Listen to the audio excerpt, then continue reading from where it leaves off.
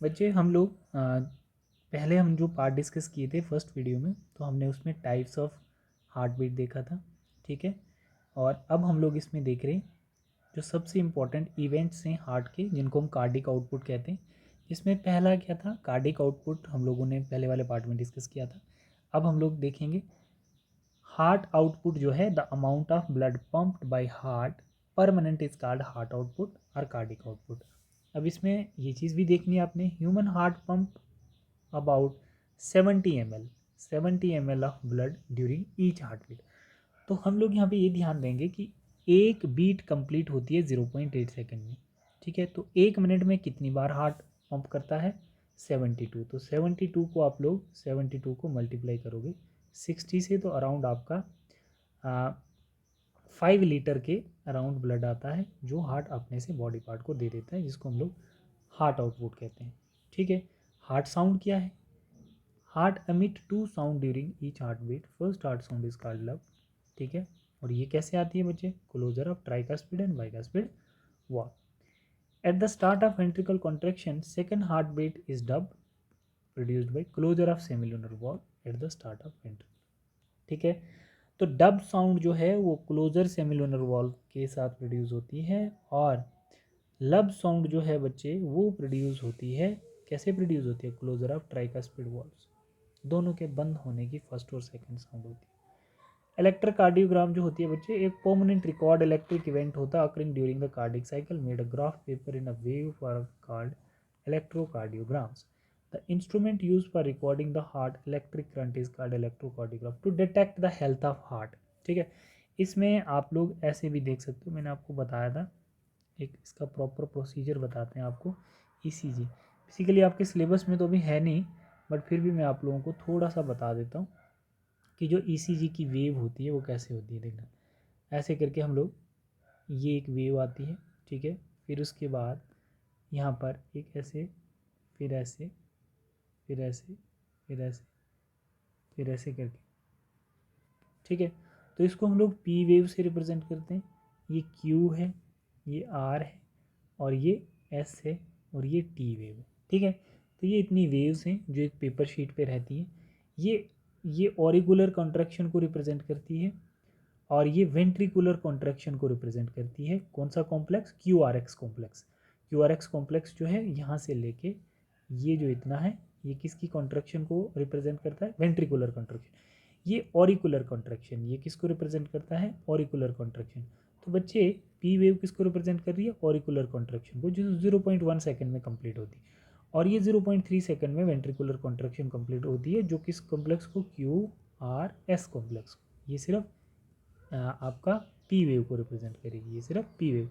और आगे जो आपका ये टी वाला है, तो ये किसको, जॉइंट डायस्टोल को, जो 0.4 सेकंड में कंप्लीट होती है, ये जॉइंट डायस्टोल को रिप्रेजेंट करेगी। तो मतलब इससे कम ज़्यादा अगर होगा, है ना, इससे कम। अब ऑरिकुलर कॉन्ट्रैक्शन का मतलब है कि ब्लड जो है वो कहाँ से कहाँ आया बच्चे, ऑरिकुलर कॉन्ट्रैक्शन का मतलब ब्लड जो है आर्ट्रिया से वेंट्रिकल में शिफ्ट होने को ये रिप्रेजेंट करती है, उसकी हेल्थ को। क्यू आर एक्स कॉम्प्लेक्स जो होता है बच्चे, ये किसको रिप्रेजेंट करता है, वेंट्रिकुलर से ब्लड कहाँ भेजना है, लंग्स में, और दूसरा बॉडी पार्ट्स को। तो ये उसके कॉन्ट्रैक्शन को रिप्रेजेंट करता है, कौन सा, Q R x complex 0.3 second. और फिर उसके बाद हार्ट की रिलैक्सेशन को रिप्रेजेंट करता है आपका जॉइंट डायस्टोल, ठीक है। ये रिलैक्सेशन को रिप्रेजेंट करेगा। डन, ठीक है बच्चे। अब इसी में आप लोग देखोगे ब्लड प्रेशर क्या होता है। Blood pressure exerted by the blood on the wall of blood vessel is called blood pressure, ठीक है। Blood pressure is measured by sphygmomanometer. Sphygmomanometer जो होता है ये ब्लड प्रेशर मेजर करने का एक इंस्ट्रूमेंट है, राइट। बता रहा है arterial blood pressure is of two types, systolic और डायस्टोलिक। सिस्टोलिक क्या होता है बच्चे, contraction of ventricles, normal resting of adult in 120, ये सिस्टोलिक प्रेशर रहता है। जैसे मैं आपको पहले बता चुका हूँ 120/80, ये क्या रहता है, ये सिस्टोलिक, और ये क्या रहता है, कॉन्ट्रैक्शन, है ना। सिस्टोलिक और डाइसिस्टोलिक, इसको diastolic, systolic means contraction, diastolic mean relaxation. Heart कितना रिलैक्स करता है और कितना कॉन्ट्रैक्ट करता है, ये प्रेशर नॉर्मल है। डाइसिस्टोलिक में वेंट्रिकुलर रिलैक्सेशन और 80 mmHg HG। Blood pressure is expressed ratio of systolic pressure and diastolic like this, systolic pressure and diastolic 120/80 mmHg mercury. ये रहता है बच्चे आपका लिम्फेटिक सिस्टम। लिम्फेटिक सिस्टम क्या होता है, एक फ्लूइड होता है जो आरबीसीज की लीकेज होती है ना, तो ये क्या करता है, इसमें लिम्फ फ्लो करता है। Network of lymphatic system is called, it consist of lymph, same as mention previous topic, blood and lymph. Lymphatic capillaries, the lymphatic capillaries blind at one end have bigger pores, ऐसा करके एक side से बंद होंगी ऐसे करके, and then capillaries they interweaves with the blood capillaries but are not connected with them. ठीक है, लिम्फेटिक वेसल्स क्या होती है, the lymphatic capillaries join to form the lymphatic vessels, these resemble the vein in structure but have thinner wall and more numerous values.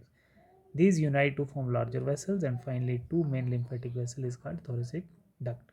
ठीक है बच्चे, lymphatic node क्या होती हैं, vessels have lymph node to interval, lymph node at lymphatic, lymphocytes are lymph. Function क्या होता है इसका, ये तीन फंक्शन इसके कर लेना, CO2 nitrogenous waste, material secretion, hormones from tissue to blood. It take lymph nodes to the blood.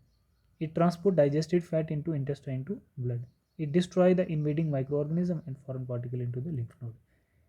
ठीक है, it maintain the quality and quantity of blood. It brings large proteins and molecules, hormones to the blood. ये इसके आपने क्या करना है, important function करने हैं लिम्फ के। लिम्फ का टॉपिक ही आपके सिलेबस में बहुत छोटा है, तो आप लोग इसको कंप्लीट कर लेना। रेस्ट ऑफ द पार्ट आता है हमारा ट्रांसपोर्टेशन वाला। ठीक है, थर्ड चैप्टर अब हम लोग स्टार्ट करते हैं, which is transportation of material in plants. Transportation हमने किस में देख लिया, एनिमल्स में देख लिया, अब हम लोग प्लांट्स में ट्रांसपोर्टेशन देखते हैं क्या होता है। ठीक है बच्चे, तो transportation of materials in plant, there are two kinds of transportation in plants. हम लोग इसको नेक्स्ट वीडियो में डिस्कस करेंगे, transportation of water and minerals and transportation of food and other substance. तो वाटर और मिनरल्स को कौन कैरी करता है और transportation of food and other substance को कौन कैरी करता है, इसको हम लोग देख लेते हैं in the next video. Thank you.